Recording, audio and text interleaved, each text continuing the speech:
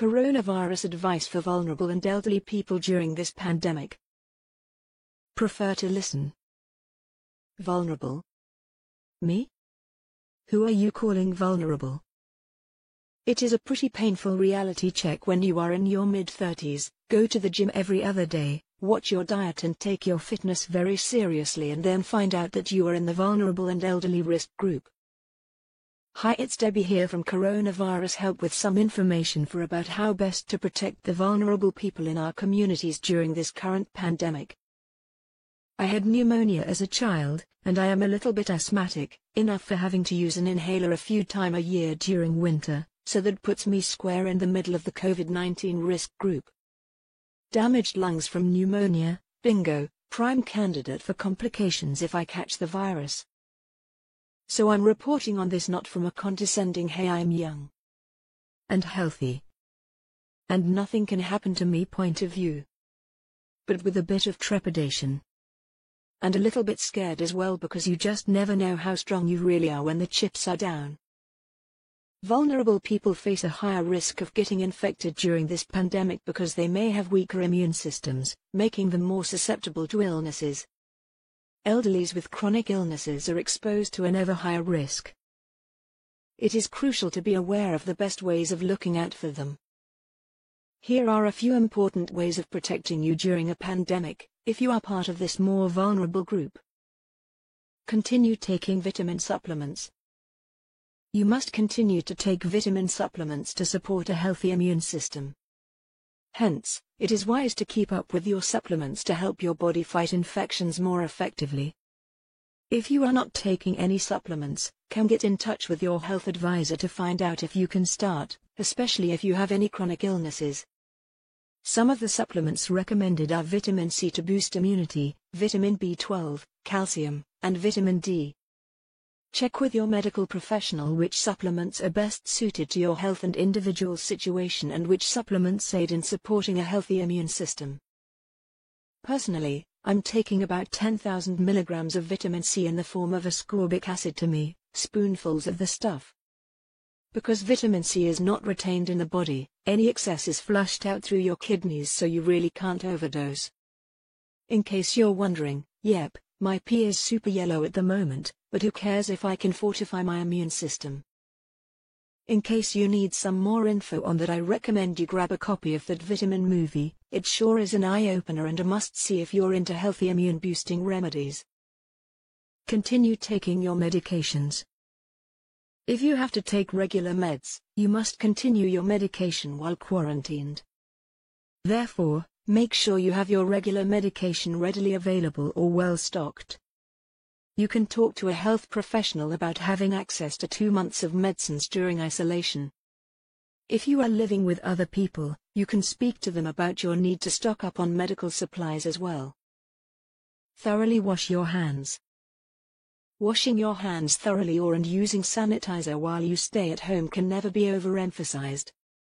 Wash your hands thoroughly with soap and, ideally, warm water using the 20 seconds rule.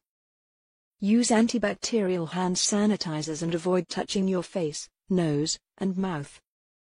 Keep your home and frequently touched surfaces disinfected. Maintain a healthy diet.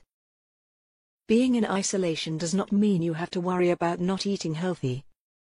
Making eating a healthy diet one of your priorities is advisable.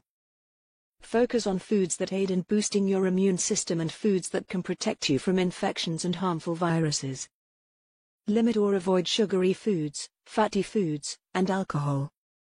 Focus on diets rich in lean meats as well as fruits and vegetables, etc.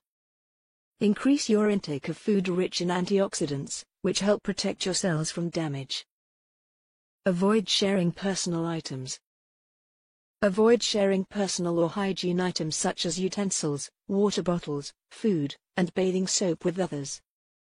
This small but very important habit can play a significant role in protecting you and your loved ones from getting infected or spreading the infection. Get enough sleep. Getting plenty of rest is an important way of staying healthy and reducing your stress levels. Make sure you not only get enough sleep every night but that you get enough rest throughout the day. One of the significant reasons you may be more vulnerable to illnesses during a pandemic is due to too much stress and not getting enough rest. So make sure you reduce your stress levels by getting enough sleep, proper rest, and remaining active. Remain active. Staying healthy and remaining active does not necessarily require you to go out. You can continue improving your health even if you have to stay at home by being active every day. Moving around and getting active plays a significant role in helping your body fight off infections and inflammation.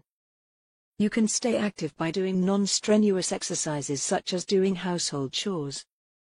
You can also try meditation as well as stretching exercises if this is possible. However, you must avoid exercising for more than an hour a day to prevent fatigue. Keep in touch with your caregiver. A lot of vulnerable people have caregivers, and some are caregivers. If you have a caregiver and he or she cannot afford to come over to your house, you can keep in touch via calls or messaging. Talk to your caregiver about who can provide you with care if he or she falls ill. If you are a caregiver, you need to make sure that you and the person you are caring for take the necessary precautions to avoid getting infected. Stay at home. Understand that the advice to stay at home during a pandemic is good advice that is for your benefit. If you are not infected, stay at home as you are more vulnerable to getting infected. If you are concerned about groceries, you can do online shopping or ask a family member, friend or your caregiver to do your groceries. No, this is not the time to worry about not being a burden on anyone and not wanting to bother them. You'll be surprised how generous the people around you are with genuinely wanting to help you out. This is also not a time to be cranky and stubborn. Staying at home is for your own good, and keeps everyone else safe as well. Obviously, contact a health professional if you have a persistent dry cough and a high fever. Avoid large groups. If you are at a residential care home, make sure you avoid large groups.